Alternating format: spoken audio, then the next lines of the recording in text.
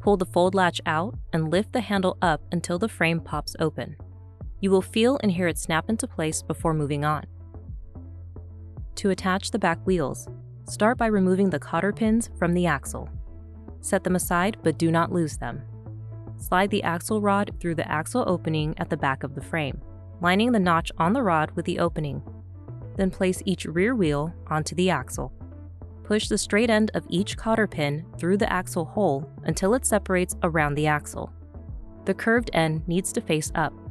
Pull firmly on the wheel to make sure it is secure, then snap the hubcap over the pin. Do the same on the other side. To attach the front wheels, insert each one onto the front legs. You will hear a click when they are locked in. For the canopies, start with the front. There are 2 sets of mounts on either side of the front seat. Insert the canopy rods into the upper mounts until they click secure. Then attach the rear canopy.